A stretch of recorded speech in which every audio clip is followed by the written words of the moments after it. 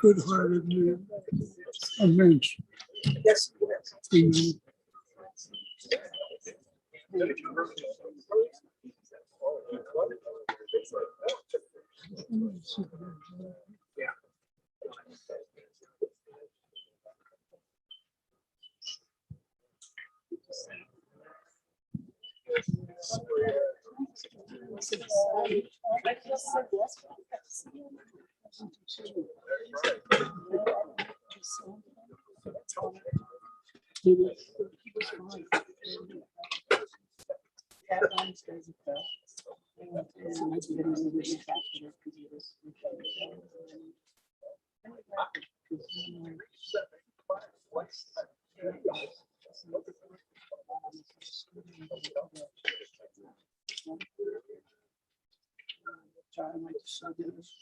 Saturday, Sunday, and Monday,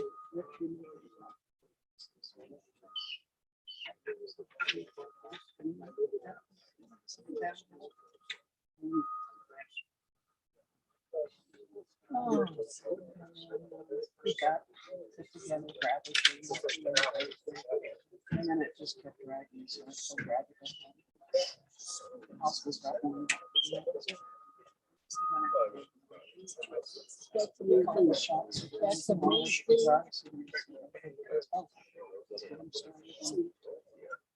And I'm just getting back. The caregiver like to turns and she's going to be there. They have a morning story I went into. He was always buying on lunch. Yeah, that's and of course, I do everything about me.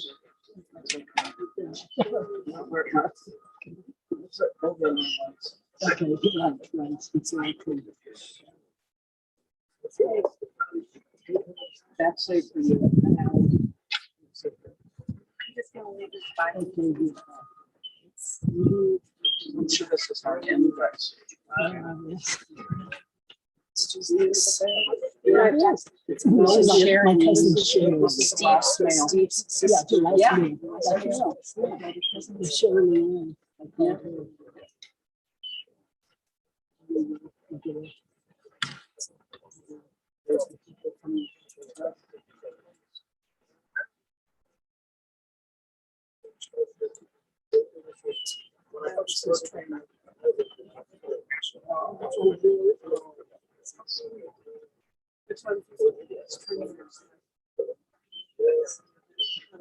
You know what, if we can yeah.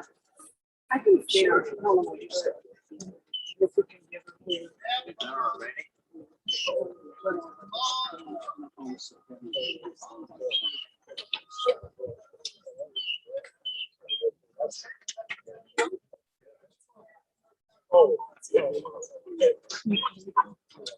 There's this trainer, you want to give them one last stretch.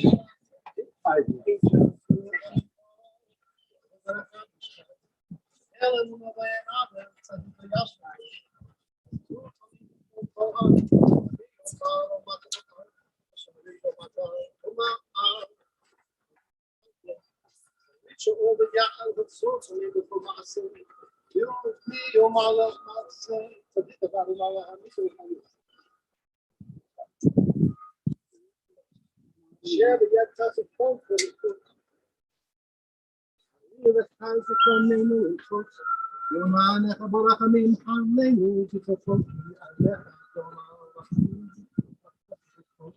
James, my daughter's here, but she goes too.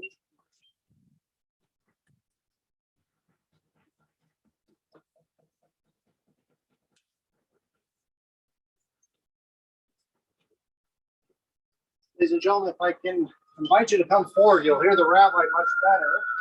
If I can remind everyone to please turn off your cell phones for the service.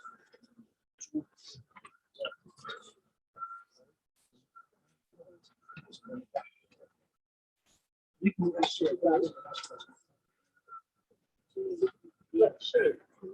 What party is it on?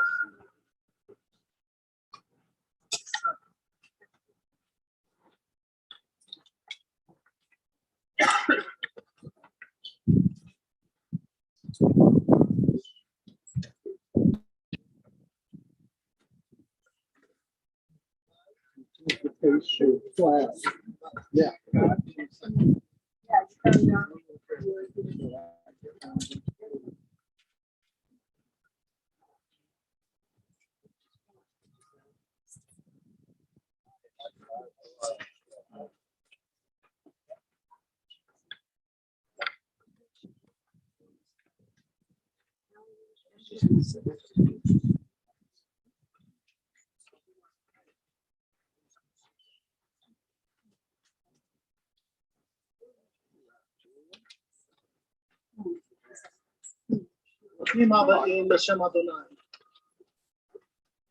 We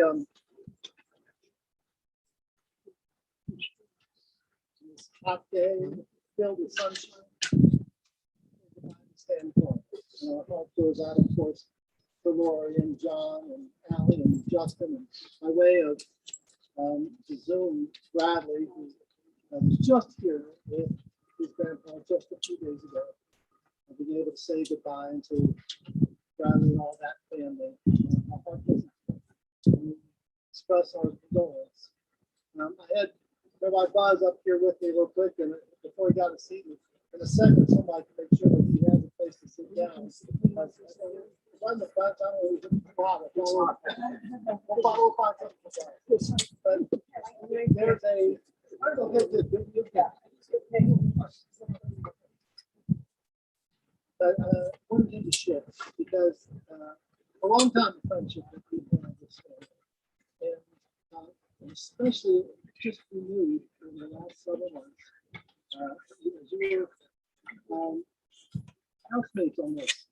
Mutualized residences. And I'm very happy and honored that Rabbi Ryan has asked me to say a word. It is very, very easy to speak much about this man. Most of you who have come here to be part of this commemoration and memorial certainly have memories of Stan Farber. He was one and only one of a special breed. I can say honestly, for many years, I have known him spiritually and intellectually, and for many years I have known him nakedly because he mutualized the Schwitz as well as the residents these days. In any event, Stan was a unique individual representing probably the whole part of the Denver Jewish community to continue their growth and participation in so many different, first of all, human concerns and Jewish concerns and business concerns that allowed this community to blossom into something that perhaps is a bit uncontrollable at this time. Stan was a part of the future, the present, and the past, and he knew everybody's mother and father, and he was part of integration of many families. To me, he was a mindful person in the exchange of growing older. He had a very interesting physician. I tried to get on that physician's list, but I didn't make it. And that physician was very frank with him, and he would share, Stan would share a lot of what his physician said to me as we paddled around in the center pool.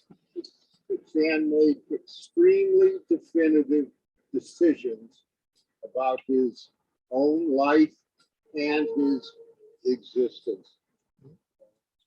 I knew Rookie, his wife, when they would drive up to the center, Rookie would open up the front door and say, "Oh, there's the rabbi." And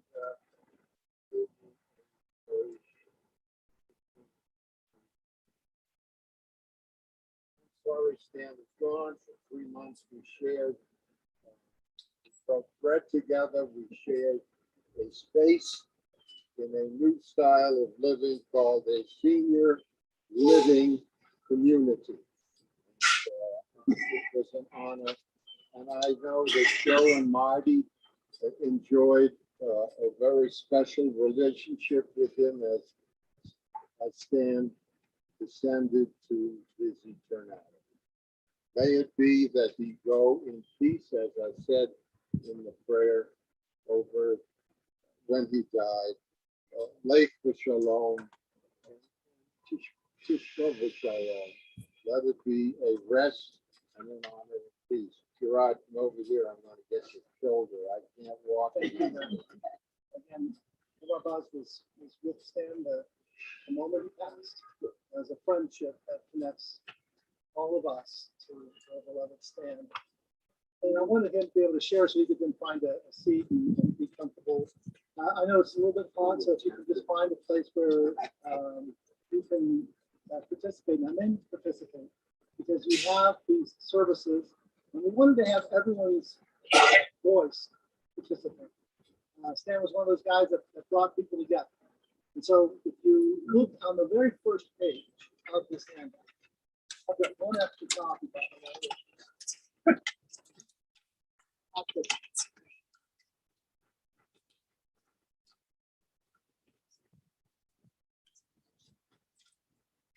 Let's read together responsibly. In the rising of the sun and in its going down, we remember it. The opening of clouds and the rebirth of spring, we remember it. The rustling of leaves and the beauty of autumn, we remember it. We are weary and in need of strength, we remember it. We have joys we are to share, we remember it. So long as we live, stand as a part of it.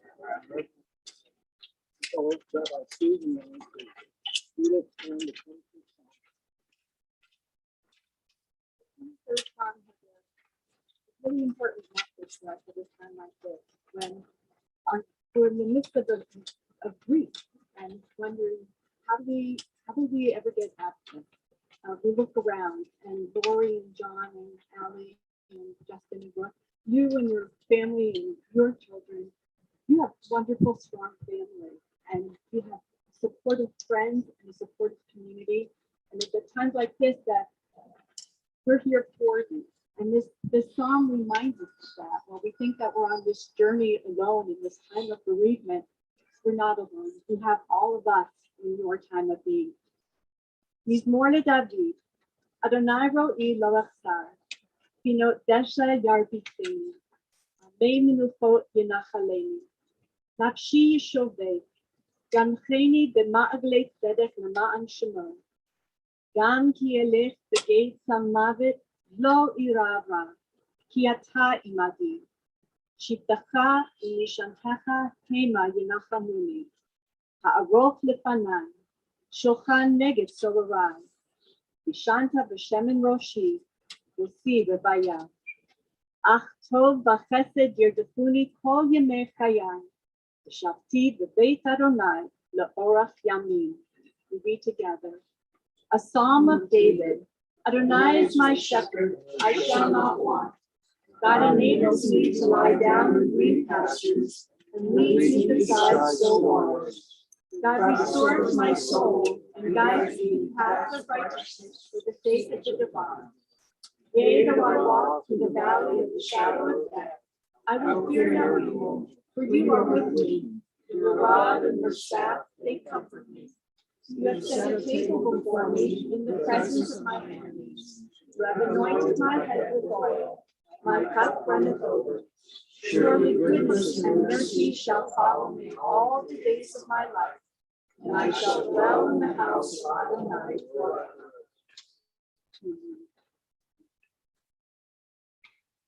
Kohelet speaks of the changing of the seasons and uses that as a metaphor for the stages of our life. And so in the middle of page 2, Hebrew begins the Pozman de Edecho. We read together in English. A season is set for everything, time for every season, time to go on, time for planting, time for fruit, time for slaying, time for free, time for tearing down, time for building, time for weeping, and a time for laughing, time for union, time for dance, time for throwing stones, and time for gathering, time for grace, and time for seeking.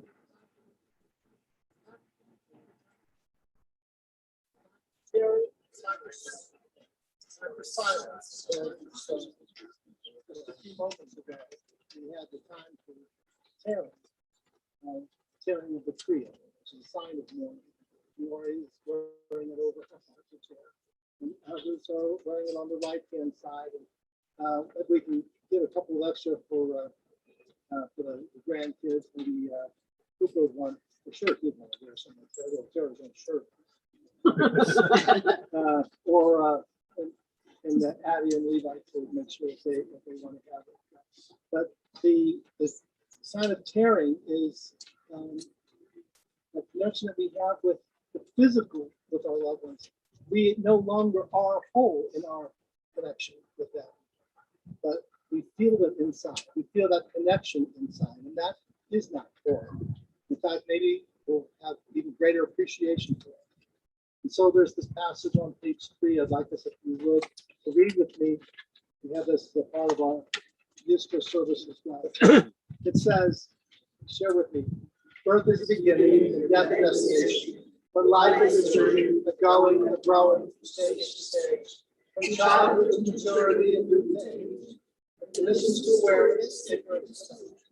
From foolishness to discretion, and perhaps from weakness to strength, and strength to weakness, is often back again.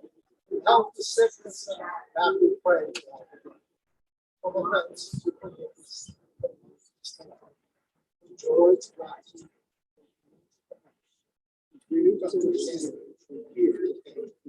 From defeat to defeat, until looking back over ahead, we see that victory lies not in some high place along the way.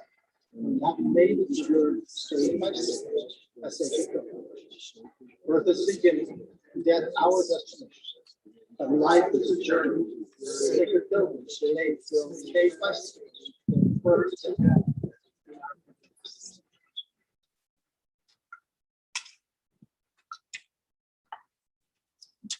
Last Saturday night, Sunday, was Tisha B'Av. That's the 9th day of the Hebrew month of Av. It's considered to be the saddest day of the Jewish calendar. The 9th day of Av is when the first temple was destroyed in the year 586 before the Common Era. The Babylonians destroyed Jerusalem, destroyed the temple, and exiled our people to Babylon. In the year 70 of the Common Era, also on the 9th day of Av, the second temple was destroyed, and this time by the Romans. And we were again exiled. And Judea was erased by the Romans. They renamed the town, the province of Judea, they renamed it Palestine. hoping to erase all memory of our people. But our reaction, of course, was, if I forget the O Jerusalem, in my right hand forget its coming, and my tongue cleave to the roof of my mouth. So it was last Sunday, the day of fasting and mourning. Just a day later, when Stan passed. I wanted to make a movement here. From that day of mourning, on the 9th day of Av, to this coming Shabbat, Friday night and Saturday, is Tu B'Av. That's the 15th day of Av. And that's not the saddest day of the year. Rather, that's the happiest day of the year. It's a day of love and romance and rekindling of lives together.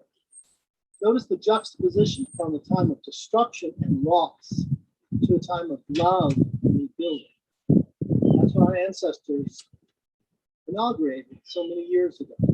The 15th day celebrates love and renewal. That's where we find our own challenge. Stanley had the loss of a patriarch. Truly, he was the patriarch of his sin. We wonder what's life going to be like without him. And we only have one answer. It's not a definitive of what exactly would it be like. We know that with love, it'll be okay. With love, Stan was able to get through tragedies in his life as well. That's the lesson that we need to take in our lives. The prophet Isaiah is read this coming Shabbat. So he looked at his people. This is right after the destruction of the first temple. And he said, Nachamu, Nachamu, be comforted, my people. Nachamu, be comforted, my people. He wanted to give them courage, even though they didn't know where the next step would be. They had lost all that they had as their center. He said, do not despair. Find comfort. We have love, and we'll rebuild.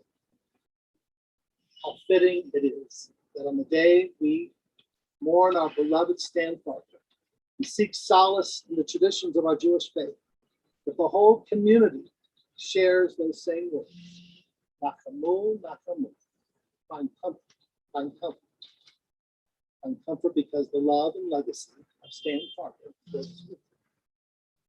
Though Stan seems like he was always a fixture in the Denver Jewish community, in the famed East Side, we make sure that I got that right. He said, it's not that West Side. He said, well, I'm the East Side. The fact is, he was actually born in Salt Lake City, Utah. Stan's father, William Chubby Farber, was associated in some interesting, I use quotes there, some interesting business opportunities created by one Al Capone and his gang. So Chubby and Stan's mother, Ann Weiser Farber, moved to Salt Lake City to explore those unique opportunities. And it was there that Stan was born, September 19th, 1929, not quite 92 years ago. Well, after a few years, some of the local magistrates and officers of Salt Lake City made it clear to Chubby and Ann that they should take little Stan and his older sister, Clarice, back to Denver. And so they did. Clarice's children, Patty Polnick and Susie Flatterman, are they here? You're good. I'm so glad that you were here. So you have part of that story. And maybe you could share more light on the specific circumstances of what transpired in Salt Lake City. But then again, as they say, what went on in Salt Lake City should stay in Salt Lake City. Well, back in Denver, Chubby went to work at Mile High Distributing. And as Stan grew, he indulged a bit too much in the exploits of risky adventures, horseplay, and disruptive acts of mayhem. To put it bluntly, East High School knew that they couldn't handle him, and neither could Chubby or Ann. So they sent him off to a military boarding school where he actually thrived. He even lettered on the school's football and wrestling teams. After graduating, Stan joined the Army and was a part of a tank crew in Korea. He suffered some sort of injury there, and that doesn't always mean a lot to the Army. Fortunately, he was examined by Dr. Sam Goodman, Alava Shalom, the husband of Phyllis Goodman, the father of Dr. Reed Goodman and John and Nancy. Sam signed the papers to transfer Stan back to the States and thereby conclude his service in the Army. Ultimately, it was Sam who also delivered Lori, who Alan. he delivered Alan when he was born. So there's a whole full circle with the family. Back in Denver, Stan joined with Chubby to work at Mile High Distributing. Shortly thereafter, he went on a blind date with Lucille, or Rookie, and Rookie Thaler. It was 1953. The family doesn't have a lot of information about Stan and Rookie's budding romance. I was told that they didn't share a lot of mushy details. Suffice it to say that they were married within a year, February 28, 1954, married at the old BMH. A year later, Lori wants to make sure that you know, at least 12 months later, Lori was born, and after that, 2 years after that, Alan was born. Rookie stayed home and took care of the kids while Stan continued at Mile High for another few years. It's not always easy working with family. I'm looking at Justin and Lori and all the rest. So in 1960, Stan left the distributorship to try new adventures. He actually tried a number of businesses, including Denver Dry Goods, but nothing really stuck. Still, he was a tireless worker and did whatever he could to provide for the family. Even he took up driving a cab. That was fortuitous because one day he was driving this guy from out east who was trying to rustle up staff for the Navajo Freight Trucking Company. Stan took a job in sales and did quite well. Again, eventually, Stan saw opportunities. He had a great eye for seeing the potential. When others would have been deflated by setback, Stan found new opportunities. A great example of this was his next and most fortunate transformation. As he was driving around scoping out potential customers, Stan saw that a car auto body shop was for sale on Logan Street. He wasn't interested in getting into the car business, but he did see a great potential in transforming the building and opening up a liquor store. He and Rookie marshaled their funds and in 1977 opened Logan Liquors. Rookie quit her job and joined Stan to turn Logan into a thriving and successful business. Life was good. Lori met John Spandauer, and soon they moved to Denver, where Lori became the dynamo that ran Logan's. Stan and Rookie loved to travel, and they saw the world. Stan also loved to take John and Alan and his best friend, Dennis Rosen, on fishing trips, including one where the whole gang went to Alaska. What they didn't catch in fish, they more than made up for it in the consumption of beer. In 1986, Stan wanted to take only Alan back to Alaska, and it was a glorious trip. Alan caught the season's largest salmon, and the governor of that state even sent a letter congratulating him on the catch. Tragically, shortly thereafter, Alan suffered a brain aneurysm and passed away suddenly. It was a blow to the entire family that they could hardly recover from. Years later, Stan and Lori and John established the Alan Farber Memorial Camp Scholarship Fund. They remembered the hard times when they could not afford a summer camp. And when finally they experienced the summer Jewish camp, it was among their favorite memories. So what better way to honor Alan's memory than to make sure that kids who couldn't afford a summer at camp now had a scholarship that would make it possible.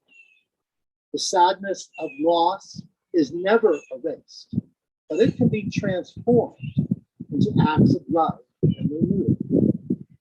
Helping Stan and Rookie overcome their grief is the joy of their grandchildren. Rory and John's daughter Allie was born in 1984, and their son Justin was born in 1986. Alan's son Bradley was born in August of 1986, just a few months after Alan's passing. We'll hear from Allie in a moment. She'll share wonderful memories about Stan, who the grandkids all called Poppy. They remember going to the JCC with Stan. Just as Rabbi Buzz mentioned, they would join him and the old boys for a schwitz, a swim, a lunch, and the inevitable snooze. Rookie was everyone's best friend, filled with humor and joy. Stan was the straight man with a heart of gold, a bit of a temper, or I said a bit of a temper. That's it. But everyone knows he fiercely loved his family. The love of family and friends became even more dear as Rookie had the hardest time recovering after Alan's death. She died in 2006, and her loss is still deeply felt.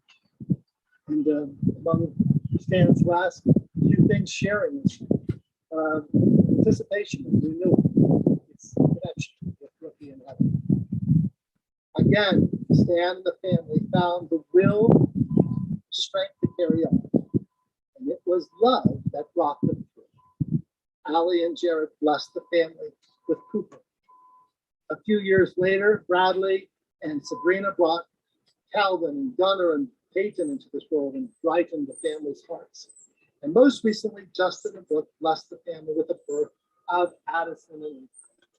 Soon Stan had a team of great-grandkids to lift his spirits, and his great-grandkids called him Poppies. On game day, Cooper would conspire with Poppies about the plays of the day. I don't know if there's side bets or not, but there was something. Yes, there were. Even as his health began to fail, Stan rejoiced whenever those kids would come over. They would take rides on his scooter, and they would raid his candy stash.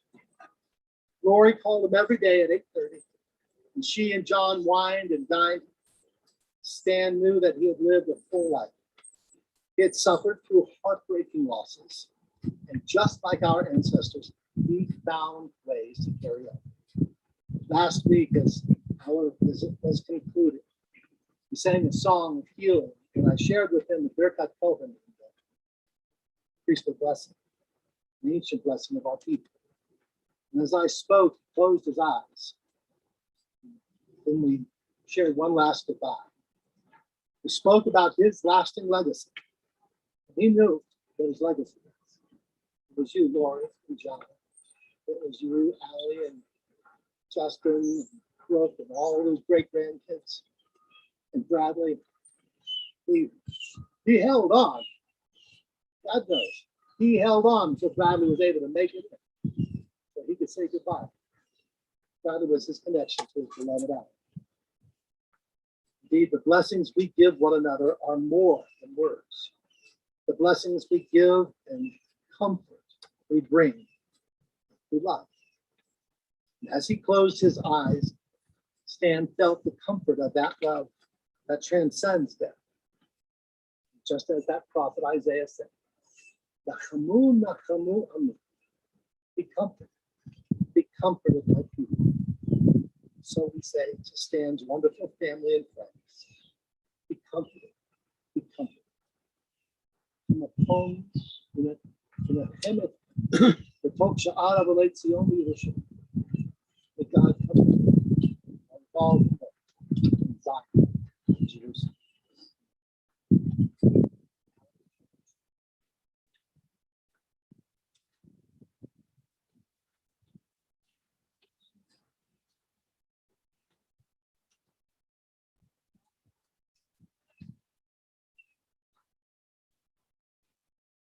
Truth be told, I really struggled writing this. I remember writing a tribute to my grandmother and the words poured out. Raw emotions, honoring and remembering her gentle spirit, her endless desire to give and support those around her, and her role as the matriarch of our family.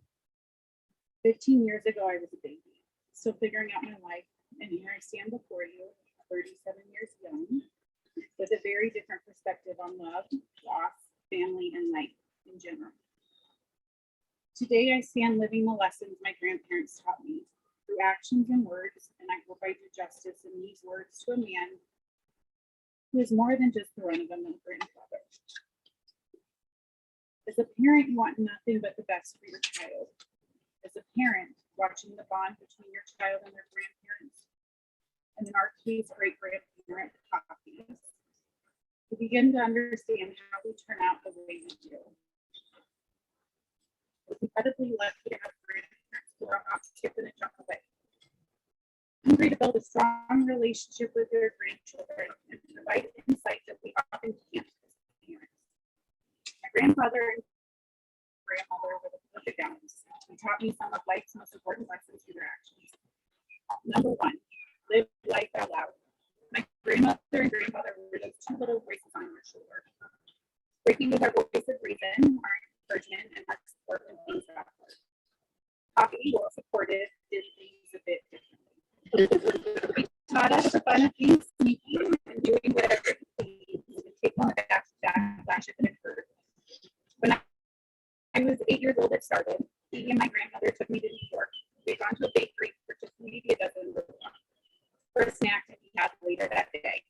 Less than an hour later, as he and I sat while my grandmother and mother were trying to close, we took down the entire bag and agreed to lay down together.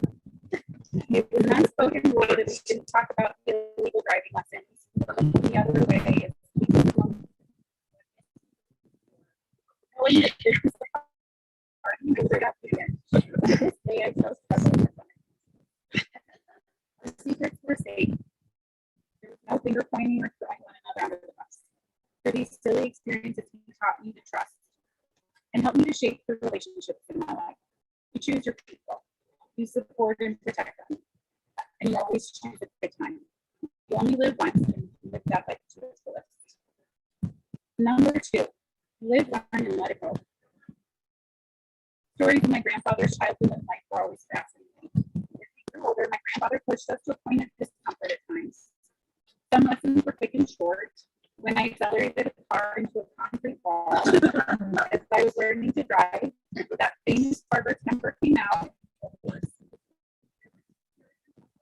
Followed by snaps at the Farber Center and a forceful push to get on the damn go kart and get over it. We weren't allowed to go. There was no. As I continued to grow, questions and the comments that pushed me to want to prove to me that I couldn't back together. End of the day, we left us. Today, I'm grateful for that perspective, for that influence. He was raw and it's kept brutal at times. Reflecting, it was all out of love. He saw people's full potential. He knew that they had to figure it out on their own. Sometimes people do, and sometimes they don't. Apologies aren't always necessary, and actions speak louder than words. And when people truly change for themselves, they take ownership, you let it go. You accept them as they are, always growing and living to be their best selves. He never needed to say he was proud or that he loved us. You saw it in his eyes and the way he listened to you. His biggest pride was knowing that we were living our lives. Number three, when life hands you lemons, throw them back. He had a tough skin and toned it down with his grandchildren, and all guards and bets were off with those great grandbabies. This lesson was short and sweet, and I often gave him the Farber glare as he tells Cooper to toughen up, be aggressive, and go ahead and fight back or show them who is boss. I've had to do some backpedaling with my own mini Hulk of a child through these lessons, but the message is clear and true. We don't let something or someone take us down. You give it back and you move forward, and you show life who's boss. I've watched my parents as they become grandparents, softening and showing a side I didn't see as a child. My greatest pleasure to date was watching the bond of Poppy's with his great grandchildren. Levi, Addie, and my Cooper adored him. It was never a fight taking time out of our weekend adventures to go and be with him, and never any guilt from those weekends that we couldn't make it because we were living our lives. He got creative during COVID on how to stay connected, and he made an impact that will last a lifetime on 3 generations. I mentioned I struggled writing this, unsure of why the sadness wasn't as overwhelming as the loss of my grandmother. And at the end of the day, it's the fact that he lived an amazing life out loud with very little regret, and he went out happy in it. Knowing he was loved, knowing that he lived, knowing his daughter, grandchildren, and great-grandchildren will be living out his legacy and carry on living a life without regret and with him in our heart.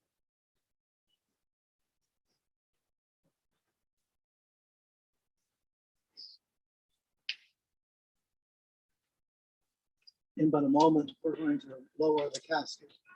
And Jim Cohen Feldman has provided this earth from Jerusalem. And I'm going to give a little bit to Lori and John and the family. And then the rest of us will fulfill a mitzvah. It's an important mitzvah, that of Farber.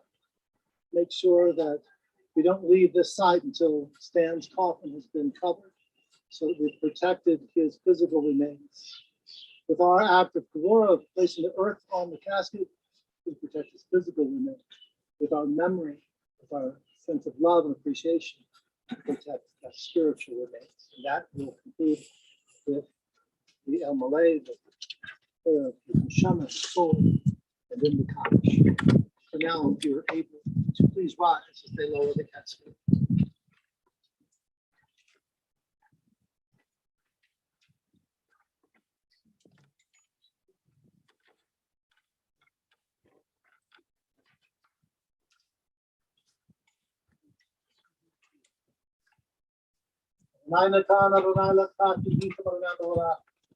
God gives, God is taken away. Blessed be the name of God.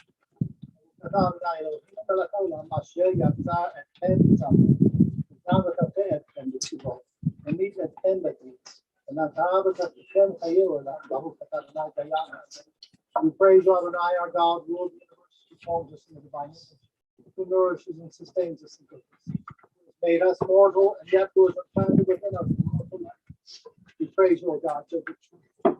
Atagi bole elam Adonai, Rabo Shia. Atafer Kai Nefesid, Nefayel, Litim, Barakanim, Rabi. To make a friend of faith, holy Maturas. Kayem, El Toveshineafa. Nikamoka Bag, the Rokim Jomalak, Melak, and meet Omakai. The might of God and all life love, you sustain the living with great compassion and life to all. Send help to the fallen, healing to the sick. You bring freedom to the captive. Now, taste the this faith in the gospel. We praise you, God, who has implanted immortal life. Lord, this is the earth of Jerusalem.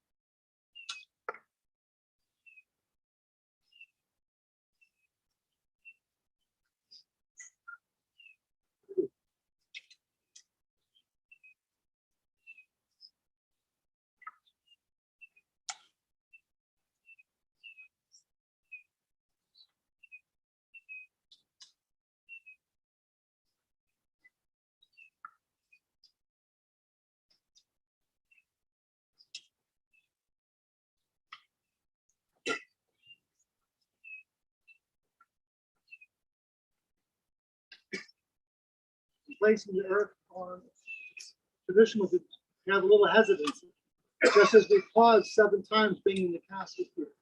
The first 3 shovels with the back of the shovel.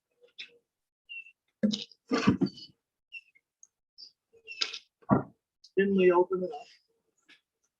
Place earth in, so that we can make sure that Stan's physical remains are protected. After you're finished with your shovel, place the shovel back into the pile so the next person take by their own a shovel. We'll have lines on either side for those who wish to participate.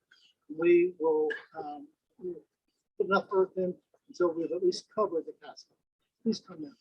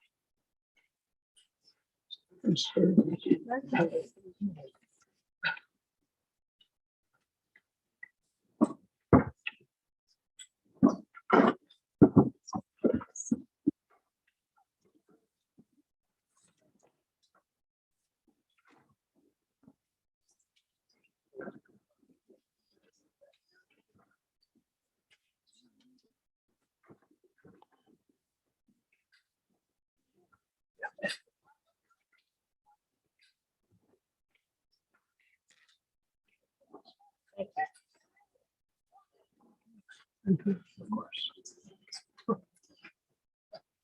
I know.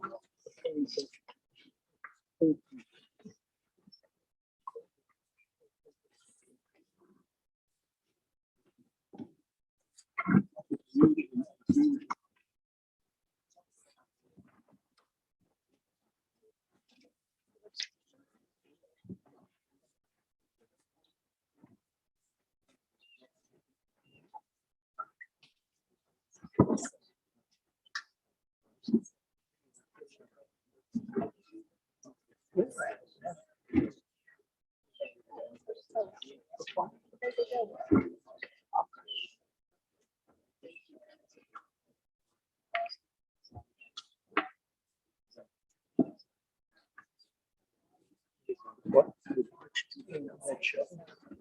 You don't, you have, from past experiences. You're right. Nice meeting you. For the pleasure. My name is Lou Lopez. LL.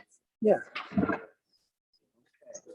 Be well. Well, maybe one day I'll run into you around the neighborhood. Okay.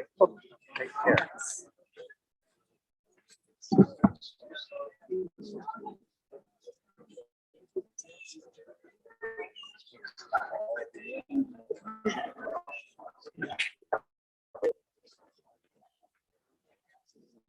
I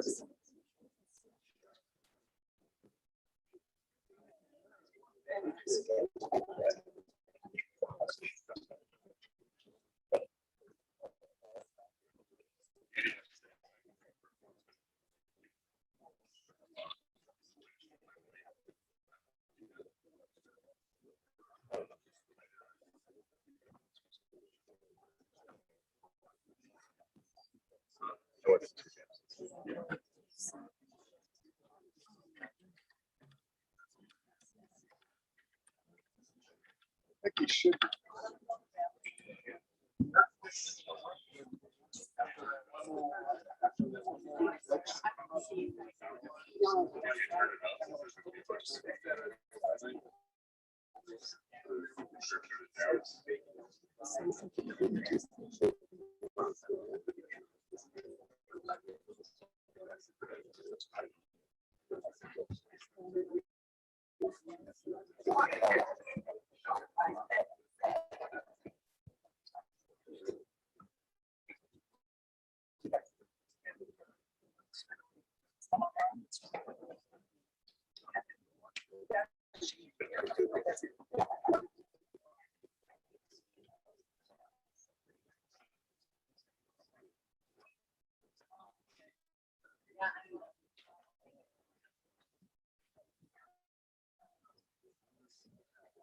They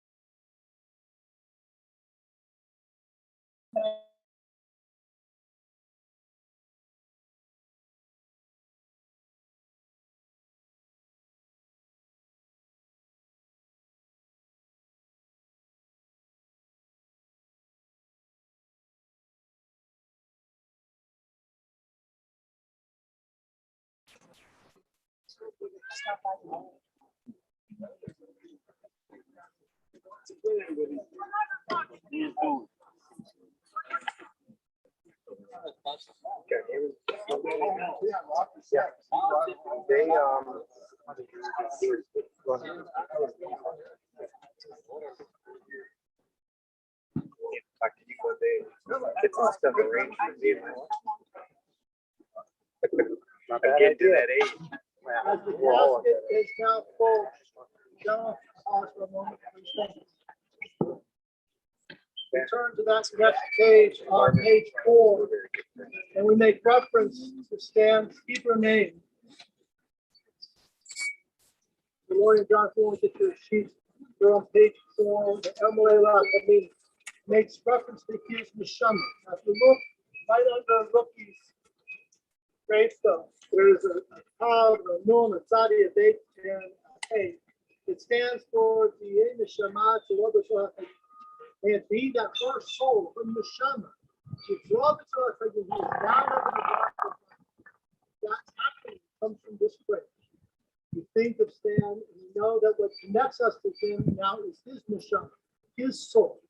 Stan's Hebrew name is Sholem Pesach Ben Shmuel.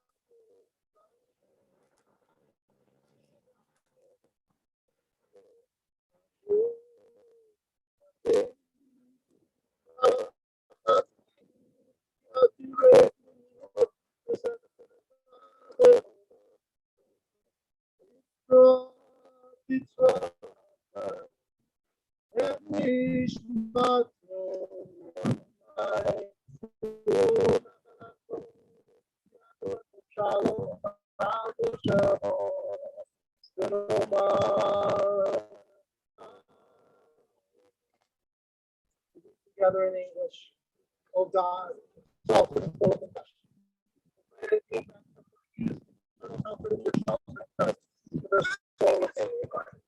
God mercy.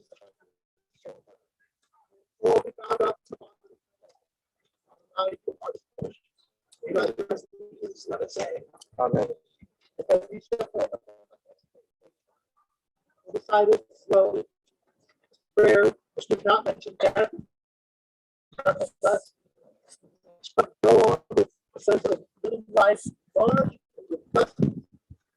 And night, John Moore, welcome you. Until 8 o'clock. And then tomorrow, Thursday, before you, on each night, 7 o'clock, we'll have a service, a short service, that will enable us to read again this prayer, this cottage. We'll also share stories. Telling Stan, I know that there are plenty of stories to come and share the memories and honor a good mission, honor a good soul. So we honor him now on the side and slowly, we say, get good out, get good out, Shemaiah. Amen. Now, the Bible, young people, the Bible, the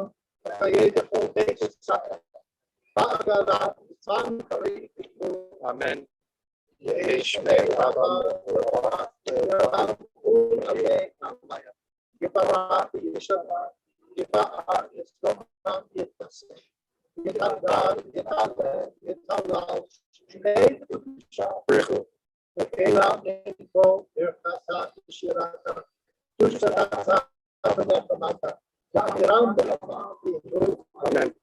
Amen. Shalom, Rabba, Chaim,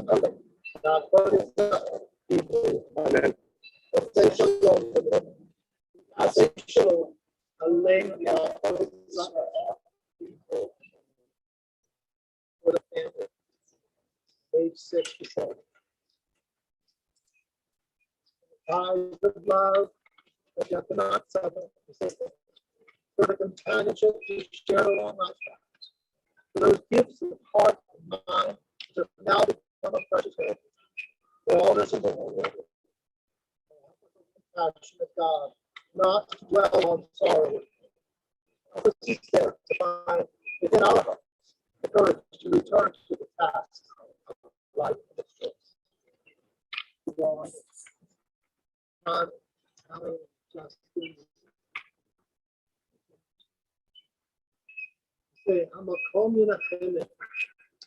The child of like you.